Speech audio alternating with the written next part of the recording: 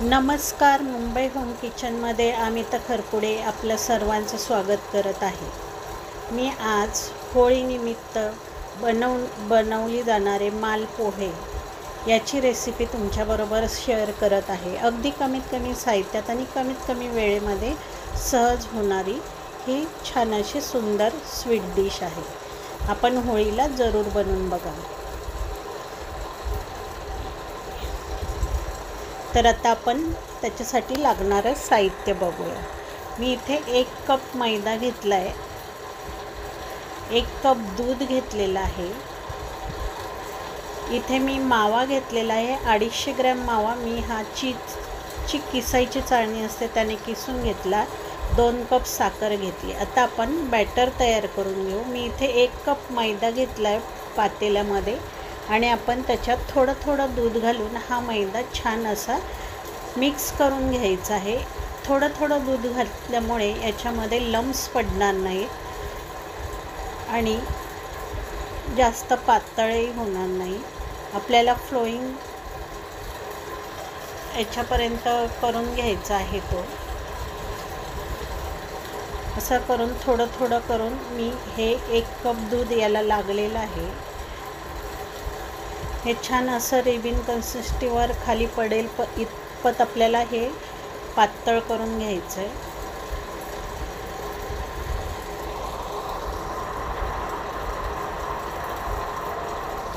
हे बघा, आता हे इतपत असं छान असं पातळ झालेलं आहे. असं खाली हे होतं, पडल्यावर पसरतं. आता आपल्याला याच्यामध्ये हा बारीक किसणीने किसून घेतलेला खवा घालून घ्यायचा आहे. मावा हा छान एकजीव करून घ्यायचा आपल्याला. याच्यात असं छान जोरजोरात फेटल्यामुळे हा छान मिक्स होतो. याचे पुढेही आपल्याला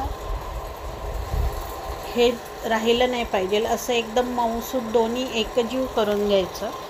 छान असं 10 ते 15 मिनटं याला फेटत राहायचं, म्हणजे खवा आणि मैदा याचं बेटर एकजीव होतं.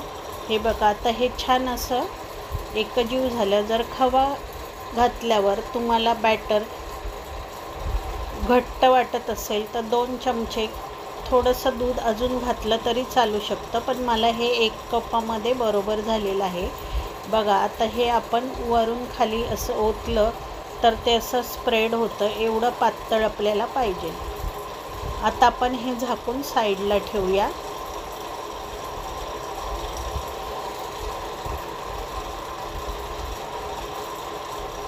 आणि पाक करून घेऊ. तर मी इथे 2 कप साखर घेतलेली आहे. 2 कप साखरेला 2 कप पाणी घ्यायचं आहे.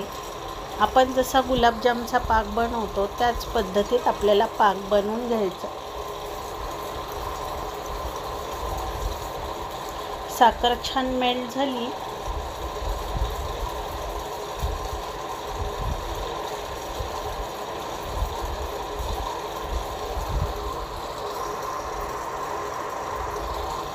मेल्ट होईपर्यंत याला छान उकळून घ्यायचं. तर मी 2 कप पाणी घातलेलं आहे. आता ही साखर मेल्ट होईपर्यंत ह्या पाण्याला छान असं उकळून घ्यायचं आपल्याला. साखर वितळली का मग आपल्याला याच्यामध्ये केशरच्या काड्या आणि मी इथे अख्खी वेलची घातलेली आहे. वेलची पावडर घातली नाही, त्याने पाकाचा कलर चेंज होतो. म्हणून छान असा ट्रान्सफरेबल राहायला पाहिजे म्हणून मी वेलचीच्या काड्या घातलेल्या हे घातलेलं आहे. अख्खी वेलची घातलेली आहे आणि केशरच्या काड्या. आता हे छान आपल्याला 2 ते 3 मिनटं हा पाक शिजून दिला आहे मी. आणि छान असा हा चिकट असा गुलाबजामचा आपण बनवतो तेवढा चिकट असा बनलेला आहे. हे बघा, असा चिकट हाताला झालेला आहे. त्यामुळे आता आपला पाक तयार झालेला आहे. आपण हा बाजूला ठेवू आणि मालपोहे तळायला घेऊ. आता मी एका पसरट याच्यामध्ये पॅनमध्ये मालपोहे तळायला घेतलेले आहेत. फ्राय पॅनमध्ये आपण तळायचे, कारण मग मालपोहे असे पसरट होतात आणि मग छान फुगतात. आणि हे मी तेल गरम करून मग नंतर 2 मिनटं स्लो गॅसवर गरम केलेलं, थंड होऊन दिलं. आणि आता हे असे एक एक करून 4 गुलाबजामची बॅच काढून घेतलेली आहे. आणि आपण याच्यामध्ये बॅटर टाकल्यावर हे मालपोहे वरती आपोआप तरंगून येतात. मग ते आपण उलटायचे, त्याला आपण स्वतःहून उलटायचं नाही. आता मी हे असे छानपैकी उलटून घेतलेले मालपोहे.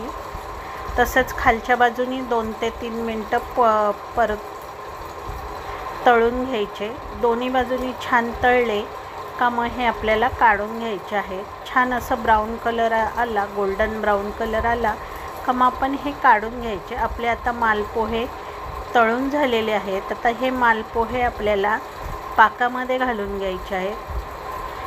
पाकही गरम पाहिजे. मालपोहे गरम असतानाच आपण पाकामध्ये टाकले तर ते छान मुरतात. आता 2 ते 3 मिनटं आपण हे एका साईडने पाकामध्ये छान मिक्स करून घेऊया. 2-3 मिनटांनी पुन्हा आपण हे दुसऱ्या बाजूनी कोट करून घेऊया पाकामध्ये.